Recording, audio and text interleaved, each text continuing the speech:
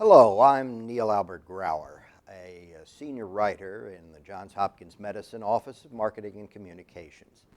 Now, in that capacity, I've written two large books about Johns Hopkins Medicine, which is why I've been invited today to talk to you about one of the most significant figures in its history, John Shaw Billings.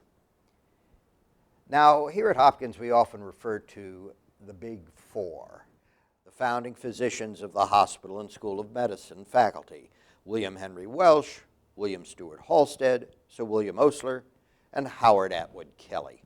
Now, many historians seem to think that that listing is incomplete. There really ought to be a fifth physician in that roster: Civil War battlefield surgeon, Hopkins Hospital designer, formulator of the School of Medicine's enduring philosophy, and the man who hired half of the Big Four, John Shaw Billings.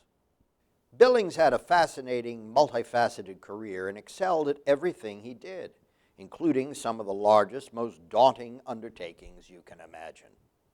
He was born in Indiana in 1838 and showed remarkable precocity as a child and entered the University of Miami in Oxford, Ohio at the age of 14.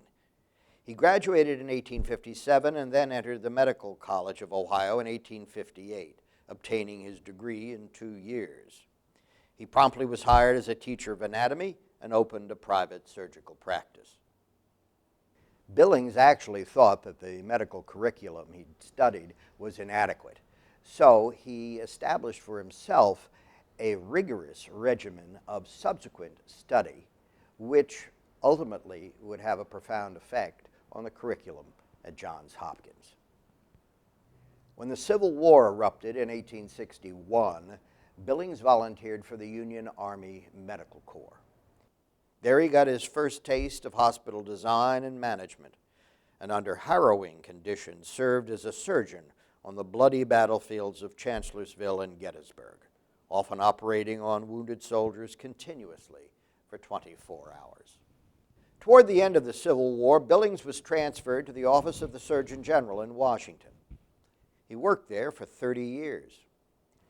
Among other things, he reorganized and revived what now is the system of U.S. public health service hospitals, became the nation's leading expert on public hygiene, created what became the National Library of Medicine, and launched the Index Medicus, a monthly guide to medical literature that evolved into today's Medline on the internet.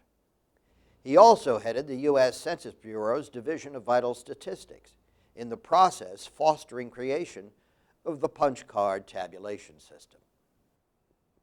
While doing all of this, Billings was contacted by the trustees of the yet-to-be-built Johns Hopkins Hospital, who recognized him as an organizational genius and the nation's foremost expert on hospital design and management. They hired him to oversee the hospital's construction, a project that took 13 years to complete.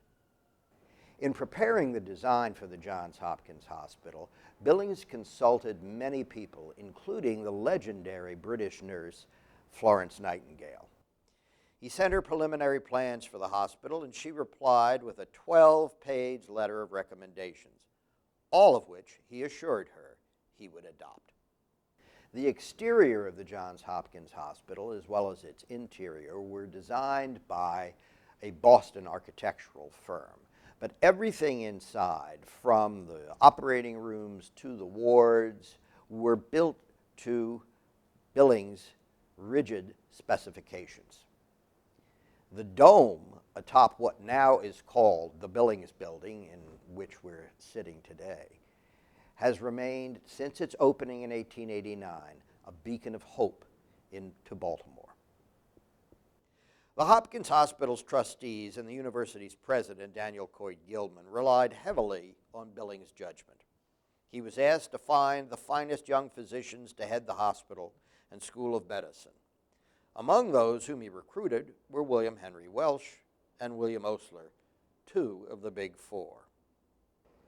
Billings also was instrumental in creating the first curriculum for the School of Medicine, which opened in 1893. He even taught the school's first course in medical history. Billings insisted, over Gilman's initial objections, that every applicant for the School of Medicine must have a 4-year baccalaureate degree. They also had to have a working knowledge of French and German so that they could read and translate the medical texts written in those languages. He also required them to have a firm grounding in the basic sciences. Billings' vision of the medical school, which was shared by Welsh, as the first medical school to emphasize research, ensured the integration of teaching and research in the curriculum. This established the foundation for the goals of the School of Medicine, which continue to this day, that students not only be taught how to treat patients, but encouraged to do research to find ways to improve medical care. Thus, with Billings' encouragement, Hopkins opened research laboratories in all the scientific branches of medicine, such as physiology, pathology, histology, pharmacology, and public health. Students would learn mainly from observation, personal experimentation, and investigation, not from textbooks and lectures. Hopkins also created postdoctoral fellowships for physicians to foster further medical investigations.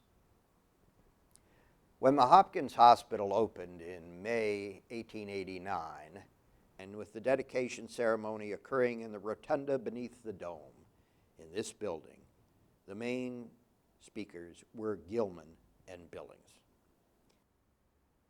At that ceremony, Billings presciently said of the Johns Hopkins Hospital, "Let us hope that before the last sands have run out from beneath the feet of the years of the 19th century, it will have become a model of its kind, and that upon the centennial of its anniversary, it will be a hospital which shall still compare favorably, not only in structure and arrangement, but also in results achieved, with any other institution of like character in existence." Billings agreed in 1896 to undertake his last great project, creation of the New York Public Library. He oversaw construction of its landmark building on New York's Fifth Avenue, the one with the haughty stone lions out front, and was its first director. Billings died in 1913. Once, in describing how he managed to accomplish such prodigious endeavors, he said, "There is nothing really difficult if you only begin. Some people contemplate a task until it looms so big it seems impossible. But I just begin, and it gets done somehow.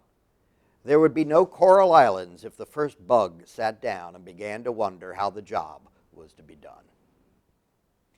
We here at Johns Hopkins are grateful that John Shaw Billings didn't spend a lot of time worrying about how he would manage to build this hospital and create the School of Medicine's curriculum. He just did it.